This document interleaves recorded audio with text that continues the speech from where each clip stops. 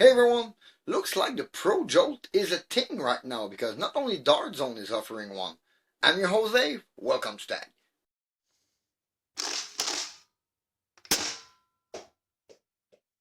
It really looks like the Pro Jolt form factor is a thing right now because Dart Zone just released that new Dart Zone Max Solo Pro, which I kind of woke up on its announcement and release at the same time because I was busy researching the Chinese market and I was scattering on the brand new HQ release. HQ is a small manufacturer that do very exquisite blaster, CNC machine, skeletal design. They did the G1, the G2, G2 Max at the same time.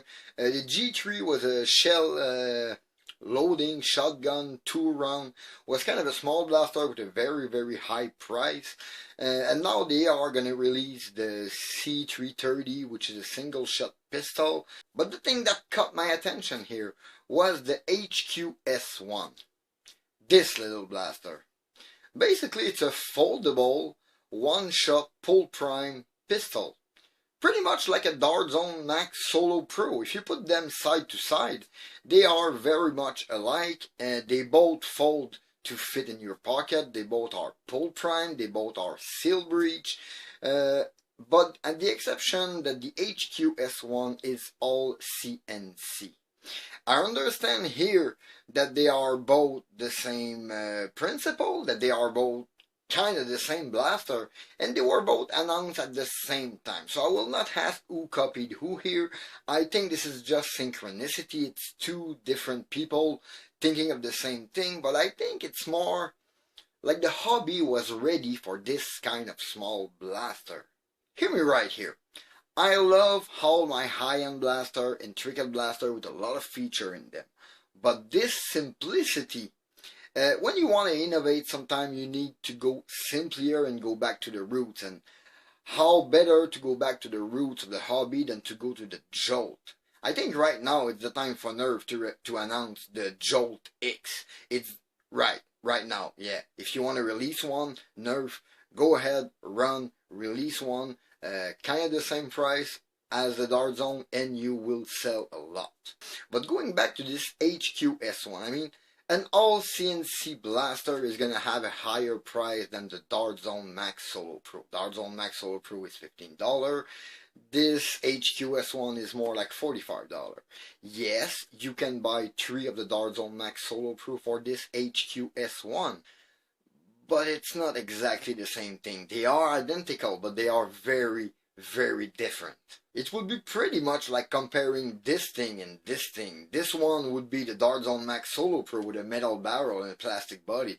And this one would basically be the HQS1. They could have the same performance, they could have the same accuracy, but they will be two different things in the end, in the feeling, and probably in their reliability at long term.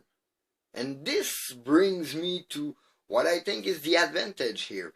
I think the metal construction of this HQS1 is going to be an advantage. And don't worry about those two color patterns, the green and purple. I am not sure the red, that's the one I'm trying to get because I really want to show you this blaster. And I want to put it against the Dart Zone Max Solo Pro. No, I don't have it right now, but I am working on it. They are gonna come, I'm gonna show it to you, and I might even have one for you guys.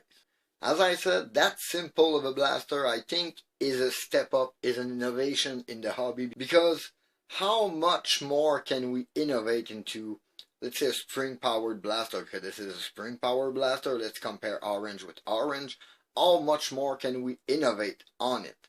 I mean, you go back to the roots, you go back to this Jolt-like or Fire Strike-like, but that's about it. And that's exactly what they're doing.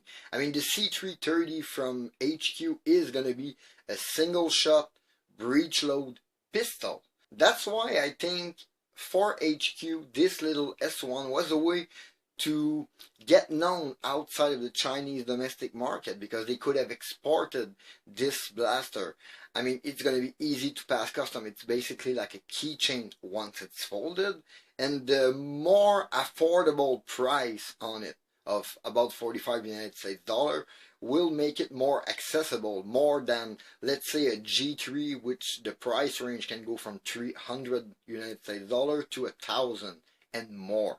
That's kind of crazy. So this little blaster would have been a way for them to get known outside of their market, and therefore maybe becoming a more known blaster brand and being able to offer their product at more outlets. Unfortunately, I think this Dart Zone Max Solo Pro is going to put a little break to this blaster being known everywhere, but I really hope if you're interested in it, you will go check. You need to go on Taobao for HQ Blaster, and that's the main problem. That's why they need to get known outside of Chinese market so they can be offered in retailer and mod shop. That could be really awesome, and this one could be a first. It could be a first blaster, easily accessible, but at 3 times the price of a Dart Zone Max Solo for one blaster.